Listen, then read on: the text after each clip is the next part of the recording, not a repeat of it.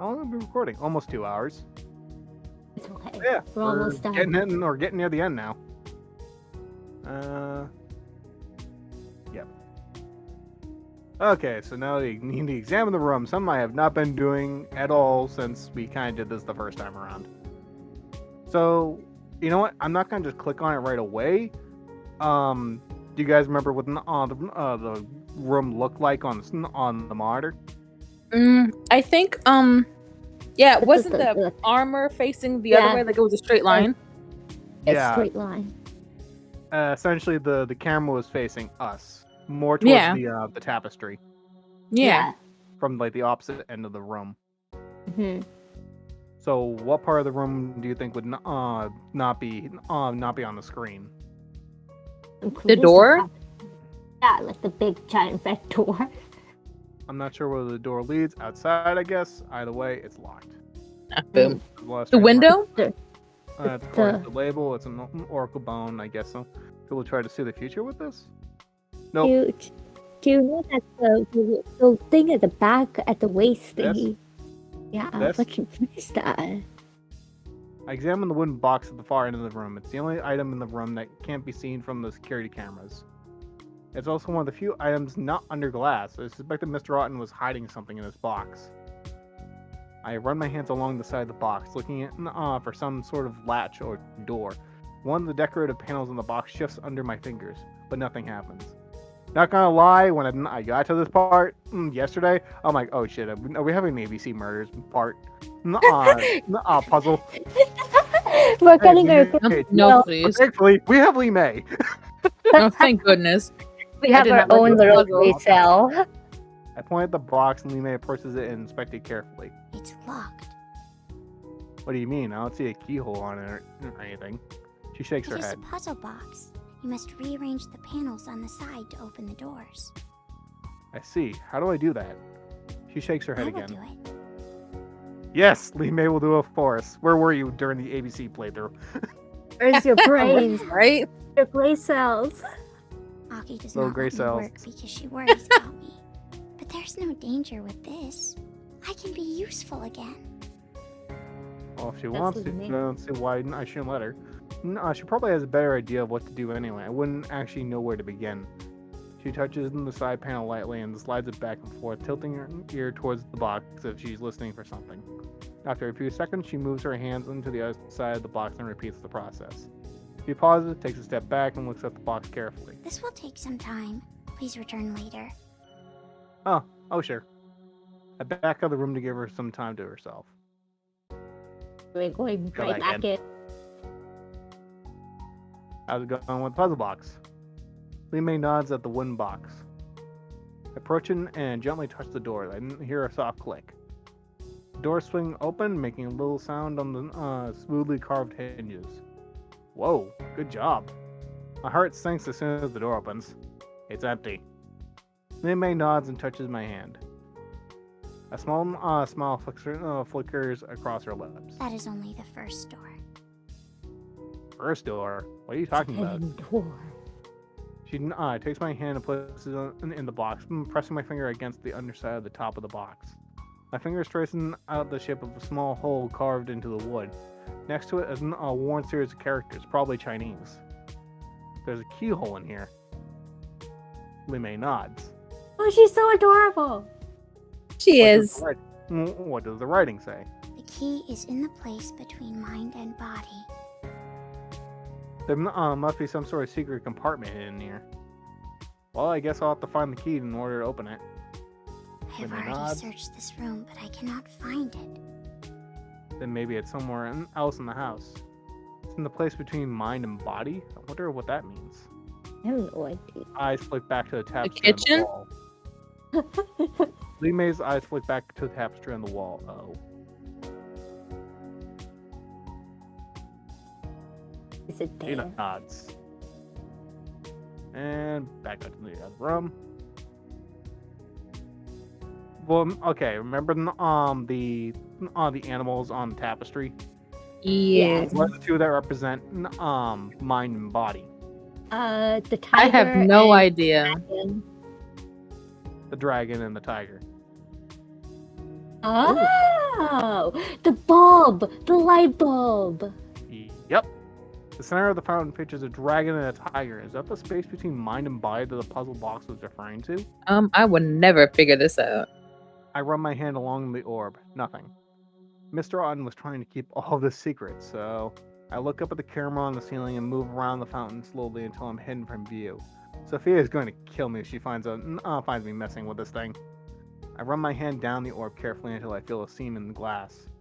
I press it gently and it moves to the side, revealing a thin metal rod twisted into an intricate pattern on one end. Is this the key? I glance up just to make sure the camera isn't watching me before I take the key and slide it into my pocket. Oh, we're getting to the juicy details. I know. Li-Mei looks up at me with a smile as soon as I enter. You're excited. Of course I am. Okay, this isn't okay. It still feels weird to see him smiling, but at least we know this one's genuine. Yeah, Of course I am. not the fake. I hold up the key I found hidden in the water fountain. Li-Mei smiles. She's clearly as pleased as I am. Place the key in her delicate fingers and she inserts it into the keyhole. She moves it back and forth, slowly pressing her ear to the side of the box as she does. I hear a metallic click followed by the sound of something falling. Finally, she lets out a quiet sigh. She straightens up and nods confidently. You got it? She steps aside to show me the open box. A single SD card lies on the bottom of the box. Li-Mei and I look at each other with triumphant smiles. As soon as I touch the SD card, I hear a series of high-pitched beeps. Uh-oh. The door bursts open when Kevin rushes in. I'd grab the SD card and stuff it into my back pocket before whirling around to face him. Kevin slams the door shut and spins around, jumping in surprise as soon as he sees me. Since when? He glances up at the camera mounted on the ceiling and lets out a frustrated sigh. Right. Li-Mei touches my arm gently and whispers. He's panicking. It's him. Yep. Kevin, what's going on? What's all the beeping for? I take a step towards him, but he reaches into his back pocket and pulls out a knife. Stay there! What? He rushes past me, my keeping God. the knife pointed at my throat. With his free hand, he grabs Li-Mei and pulls her towards himself with a rough tug. What are you doing? I move slowly away from Kevin, never taking my eyes off I him. have to get out of here. The door's locked. Not for long. He laughs, but it sounds more like a pained wheeze. We're coming out of a lockdown. In a few seconds, the doors will unlock, and I'll be home free. Something in my brain clicks. You're the one who poisoned Mr. Otten. You're the only one who could have. Kevin laughs, a strange mix of fear and derision. Yeah, you're kind of slow to the party. Your friends already figured that out. He waves the knife at me again, but I don't move. FYI, so in the good ending that we would have gotten last time, we would have had to figure it out on our own. Ah, I see. Khan! Kevin is the murderer! Now you tell me. Despite my current predicament, I found myself rolling this. This information would have been a lot more useful about 10 seconds ago. Hang in there, we're coming to get you. Kevin? Dude? Why? Why? Are you kidding?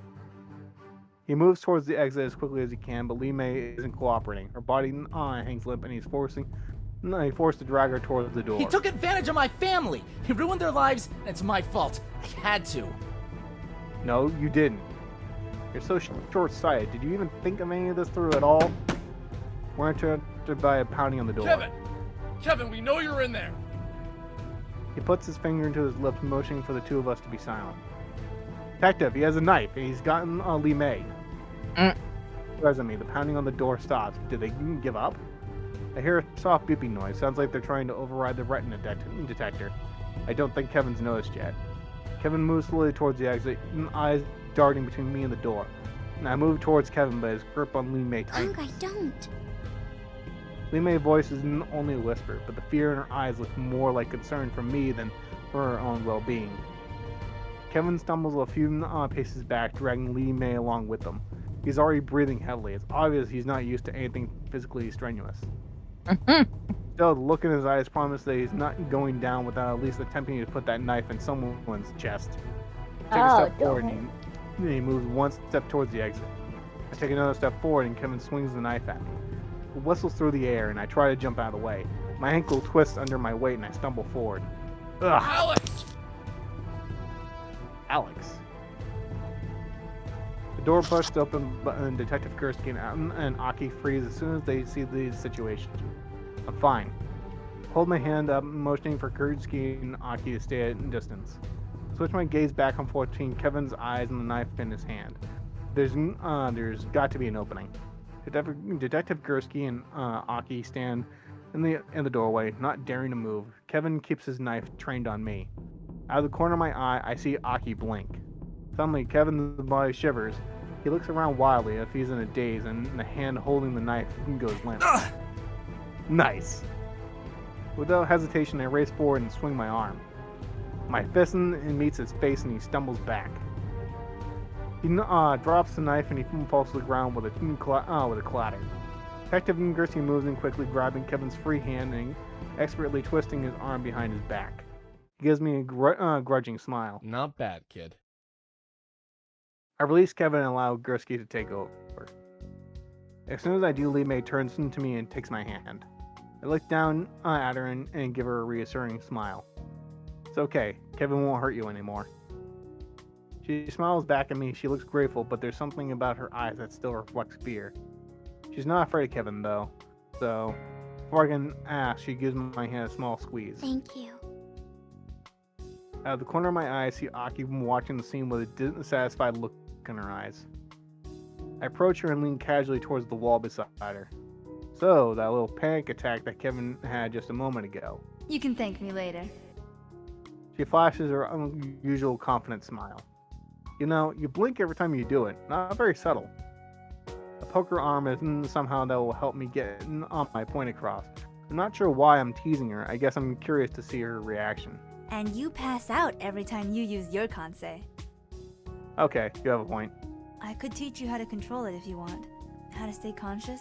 It'll take a while for you to get it right, but I get the feeling you'll be stuck with us for a while. She leans against the wall next to me. Her smile is softer now, more genuine. I hope you don't mind. I laugh and shake my head. No, I don't mind. I tilt my head back and gaze thoughtfully at the ceiling. After all these years of running, it might be nice to finally take a break. And it's done. Skipping It's skipping the credits. The trip to the Otten estate was only yesterday, but somehow it feels like it's been longer than that. Maybe it was the hours of interrogation from the police that came after Aki and Detective Gursky solved the case. Or maybe it was the uncomfortable atmosphere when Aki and Detective Gursky actually had to share credit for solving the case.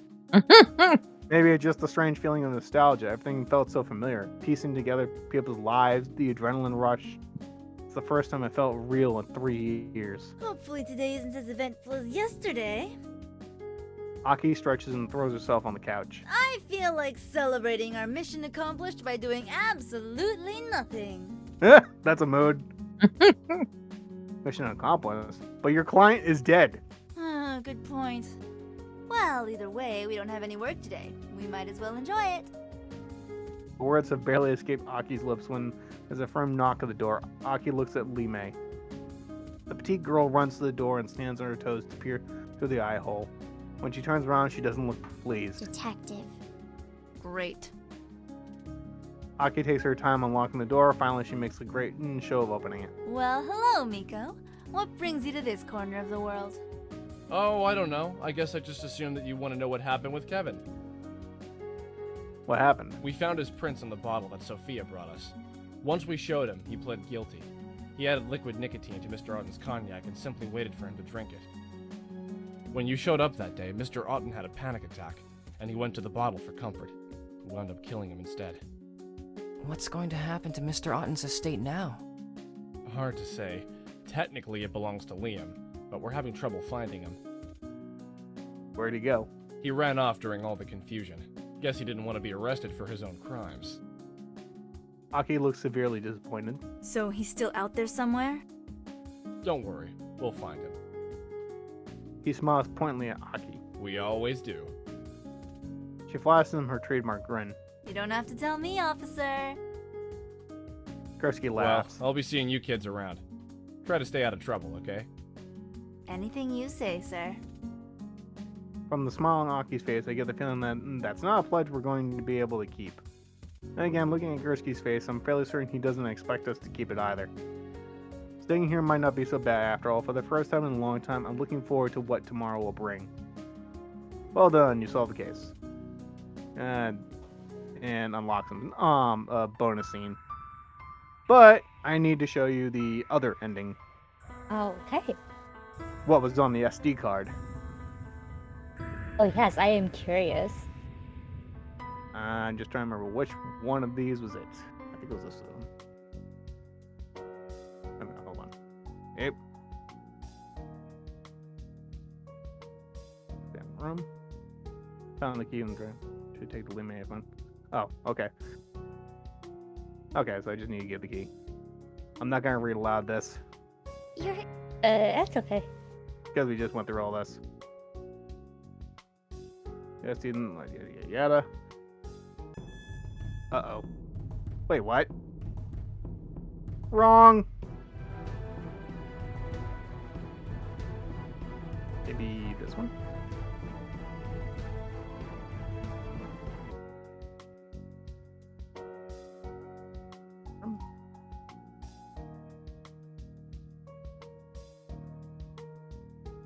Okay.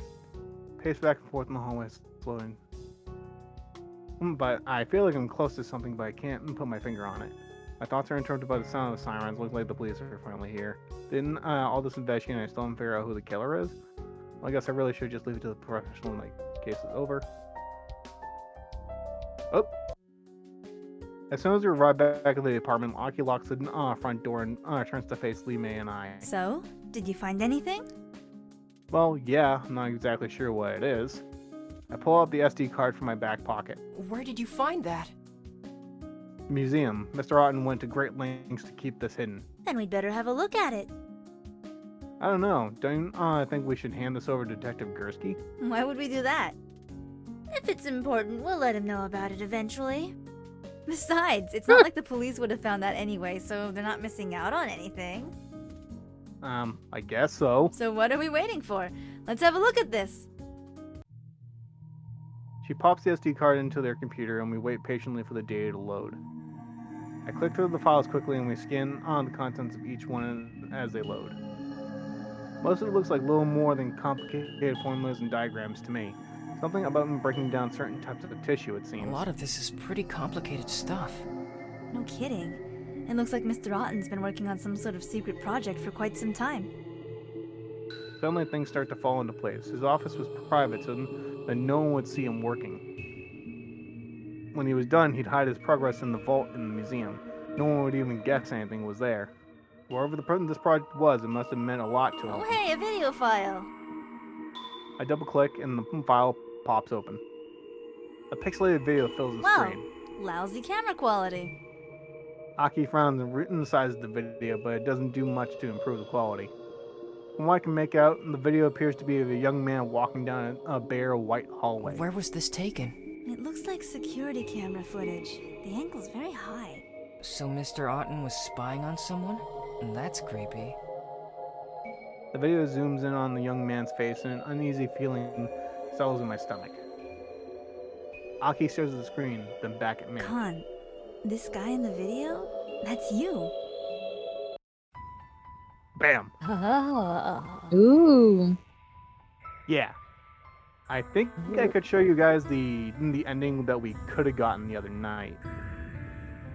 So let me see if I can find it. Here it is. Let's see. Oh, in regards to the papers that were in the box in the basement. I found these papers lying around. They're about some other companies, I think. What are they exactly? Those are some of his ledgers from one of his smaller companies. I didn't know he owned other Well, companies. he's bought most of them up under various names or through organizations that he heads. Meaning? That his ownership of these companies is not readily evident. Oh wait, no, this is about the folder that was in the office. It was next to the computer. So he owns them in Yes. secret? Why? Many of these companies are financial institutions. His ownership of them could be seen as a conflict of interest with his business decisions at Otten Engineering. Did anyone buy some cognac for Mr. Otten recently? That's an odd question. Is there any reason you want to know? We think it might be related to the murder. Are you sure? Surprise registers on Sophia's face for a brief moment. Well, you don't think his cognac was poisoned, do you? What? Well, it certainly looks that way. The symptoms are all consistent. The pale skin, the sweating. If he were poisoned, what kind of poison are we talking about? What do you mean? Sophia paces back and forth on the floor, speaking rapidly under her Why breath. didn't I remember until now? She berates herself. Sophia spins around to face me again. This poison we're talking about, is it a sort of clear, oily liquid? Sophia, do you know what it is? She hurries to the cupboard and pulls out a white linen napkin. I just hope it's still here. She pulls out a plastic bin from underneath the sink. The recycling logo is painted on the side. With a napkin wrapped around her hand, she picks carefully through the pile of bottles and cans until she finds what she's looking Here. for. She holds up a simple plastic water bottle. It's empty save for a few drops of water sloshing around the bottom. What is it? I found this in the incinerator yesterday. We burn our garbage daily. I pulled it out because it belongs in the recycling. When I picked it up, I got some of the contents on my hands. It's not water. The texture is more like oil. What makes you think it's the poison? Because I felt ill all yesterday after I touched it. The same exact symptoms you spoke of. What if it's the poison? What if the killer tried to throw it away? But it's just a water bottle you happen to find. You may have been sick for some other No reason. one in this house puts recycling in the incinerator. Mr. Otten has very strict rules, and we've always followed them. This is the only time I've ever seen something out of place. Please, just look at it! I take the wrapped bottle from her, being careful not to touch the plastic. It looks innocent enough, but she's right, then there's only one person who would poison Mr. Otten. Let's take this to Detective Gursky. Sophia nods in agreement. Two of us hurry down the hall into the main lobby where we find Detective Gursky and Aki talking with each other. Whoa, you two look like you're in a hurry. Yeah, I think we have our key piece of evidence. I'll hold up the ball for Detective Gursky and Aki to see. And what is it? It's the poison! Or what's left of it, at least. It'll be easier if I just explain to you who did it. Fair enough. So who did it? Kevin, The IT guy? But how did he do it? he poisoned Mr. Otten's cognac, most likely. He wanted to look like someone from the outside poisoned it before he even arrived at the house, so he picked something that Mr. Otten would lock up How'd in he the get office. into the office? I thought no one was allowed in. That may be true for Sophia and Liam, but Kevin controls all security in the house. I bet he has a master code that you can open that can open any door. Is that true? Yes, he's never used the master code, but it does exist. So he had means and opportunity. What about a motive? Yeah, for revenge. Revenge? For what? I hold up the paper that I found in the security room. Destroying his family business, of course. I found these in the security room. I hand the paper to Detective Gursky and he rifles through them, scanning each page briefly with his What am eyes. I looking at? Proof of ownership. Mr. Otten owned quite a few loan agencies under assumed names. He gave out student loans to families like Kevin's, then changed the interest rate without warning, putting them into more debt than they could handle. The debt that he supposedly even rescued Kevin's family from was one that he created himself. So Kevin would bear a grudge against Mr. Otten for cheating his family and using him. That's a good enough motive for me. And he's the only person with the means to do it. Sophia found this in the incinerator. We think he carried the poison in this bottle and then tried to destroy the evidence. Meaning that we'll probably find his fingerprints all over it. Frantic beeping noise interrupts our What discussion. is that? The house is coming out of lockdown. Kevin must be unlocking all the doors. I groan. Of course, he can see us. I'm holding a stupid murder weapon in my hand. He probably knows we've got him figured out. Kevin isn't going to leave through the front. We never let him past us. Sophia, what other exits are there? There's an emergency door in the museum. Detective Kursky and Aki exchange horrified Limei! glances. Is there any way to lock all the doors again? There's a panic box upstairs that... Don't explain it, just go! Sophia turns and dashes up the stairs while the rest of us race toward the museum. Detective Kursky grabs the handle on the door and pulls, but the lock by the door beeps stubbornly. He pounds on it with his fist. Kevin, we know you're in there! No Kevin! response. Aki glances Naoki and nods. He nods in return before punching a string of numbers into the box beside the door. The box rewards with a friendly beep and a click. Detective Gursky kicks the door open and we rush Don't in. move! Kevin stands across the room from us, one hand firmly on Lee May's shoulder, the other holding a knife to her throat. Kevin, it's okay. Detective Gursky holds his hands up for Kevin to Just see. going to talk. What if I don't want to talk? Kevin shakes his head vehemently. I'm not stupid! No, you're very intelligent. You should know that Sophia's locking the doors and there's nowhere to go. So why don't you just put that knife down and let us talk? Kevin's gaze darts back and forth between us and the egg. You're lying! Aki steps forward slowly, hands held into the Kevin, air. please. Just let her go. Kevin's expression softens for a brief moment, but he doesn't release Lee You May. think I'm gonna give up my only bargaining chip? He presses the tip of the knife to Lee May's neck. A small bead of blood appears when the knife has punctured her skin. It runs down the side of her neck, slowly leaving a single crimson trail on her pale skin. Lee May's body shudders and her eyes grow dull. In a single, fluid motion, she snatches the knife from Kevin's hand and spins around, pushing him to the ground. Badass! Without hesitation, she raises the knife above her head and sinks the blade into his back. Ah! Kevin stares at Lee May with mute disbelief. His entire body begins to shake and he collapses to the ground. Blood pours from his cut, seeping into his clothes and creeping across the floor, and I find myself unable to do anything. My body is frozen in shock. The world around me is fuzzy, distant. I see Detective Gursky kneeling beside Kevin. He's shouting something at Naoki, but I can't understand what he's saying. Aki rushes forward and wraps her arms around Lee May. This is the first time I've seen Aki look so frightened. Lee May stares at Kevin's motionless body as if she's never seen him before. The knife in her hand slips from her fingers and falls to the floor with a dull clatter. This can't be happening. There's no way this is happening. I can hear my own heart pounding against my ribcage as blood rushes through my head. The world is starting to grow even fuzzier. I feel ill. I clutch at my stomach and stumble a few paces back. Kevin is dying, and my Kansei is soaking up every moment of it. I struggle to remain standing, but it's useless. As I fall forward, the world around me turns black. Oh. Nice. Oh, And that was cool. Okay, so now you guys seen the other two endings. And there's just one last thing to see. The epilogue. There's an epilogue. Yep. Ooh. Hee. Hey, you here or what? I got the stuff you wanted. I'm here. No need to shout. Chance! I knew it! Yeah, whatever. This is all I could get. I kinda had to sneak out the back before the police arrested me, too. What did I tell you about staying out of trouble? Are you gonna lecture me now or something? It's not like I could have gotten anything else anyway. That Detective Gursky insisted on keeping most of these papers as evidence. Evidence? How did he even find it in the first place? He didn't. That con guy kid found it. Con guy? Some new guy hanging out with the twins and that China doll. Did he have dirty blonde hair dyed black at the ends? Yeah, you know him? You should have stopped him. Oh, come on. What did you want me to do? Kill him? Yes, it's what I would have done. Ooh. Well, as you and Father are so fond of pointing out, I don't like you. They're Hey, siblings. really?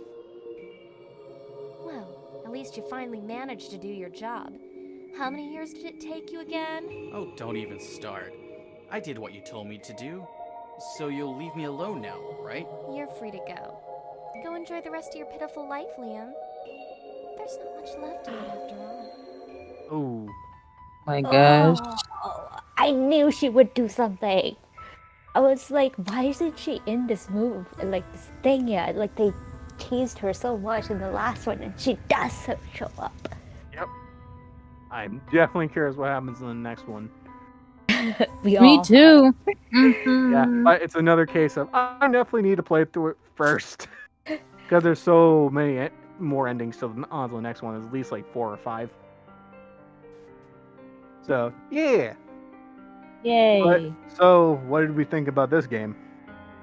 I loved Better it. than the last one. What was that? No, better than the last one. Yeah, I did kind of prefer how, like, open and shut the first one was. Kind of having to replay the game at least 3 times for this was kind of annoying. With didn't the help that lore. really, I think I played the game like 5-6 times. Ooh. Mostly yesterday. Because, so, there was the first playthrough we did 2 weeks ago where we got the bad ending for the killer route. Then I went to play the game again on my Switch, and I ended up getting the bad ending for the SD card route where Melissa dies. Oh, and I might as well mention this: Kevin is the one who killed her. What? Of Yeah, course. because she dies in the bathroom. I think like a shard into her face or something like that. And Conguy, or rather, I should say Alex, because we got his name now. Touches her, sees her final moment, and and he sees in the mirror that it's Kevin killing her. And then, but Kevin and Liam escape. So that's the bad ending for that. And you guys saw the nothing happens ending for the SD route, and then we got the true ending. And here's the thing: so the game has to you have to do a full playthrough and get the good endings for both for the game to register, so we can unlock the true ending. So I had to play the game at least like 6 times. Oh, oof. Thank you. It Yeah. took me like 7 hours, 6-7 hours. You did a great job. Yep. Well, I was really dedicated not making a third session for this game, so because 2 was enough. Not sure how we're going to handle the third one, but I don't know. I know, Kuro, you're starting work next week, so Yes, placement. we'll have to. I don't get paid. Oh, I don't get paid to do anything I'm gonna do. Oh So, no. backed up by an evil rich person. So like I have orientation on Monday, Tuesday, Wednesday, Thursday, and then I have my first placement shift Friday, Saturday, Sunday, and Monday. So Tuesday is my day that I'm gonna get off. So from Monday to next Tuesday, I'm literally just doing everything. And they're all 8-hour shifts. Yeah. Oh, yeah. Well, I'll see you guys on Saturdays though, every now and then. well, actually, maybe if we're gonna do the other game, the third game, well, definitely I need to play through it first and get all the endings and stuff like that. But since if it's just the 3 of us, maybe we could do it on one of our not on one of our usual scheduling days, one of our usual recording days. Maybe we can do it on like a Tuesday, Wednesday, or Thursday or something like that. Sure. Whatever Just- day that you're available, really. Okay. Provided it's at when Brady is available. Yeah. Brady's usually available at like 10 o'clock our time. Rudy doesn't have a social life, so she's pretty much always available. She's Your- just Your social life is socializing with your family. ew. It's technically my social life, except for like my best friend, but she has a lot of assignments right now, so I haven't even talked to her. I only It's have like mostly two you. or Family. I only have like 2 or 3 IRL friends. I mean, one of them lives, and her and I hang like once a month, and then there's and I'm gonna be hanging out with Megan next month, and occasionally I hang out with one of my former classmates. But I've only done like once so far. Anyway, before we delve into a different conversation, different conversations, might as well just wrap this up. So, yeah, that was Kansei. So, like, comment, subscribe, and if you want to find out what happens in the next one, do all that. I mean, it's Come YouTube. back. It's You know what YouTube. We all know this shit. Yeah, but I do it.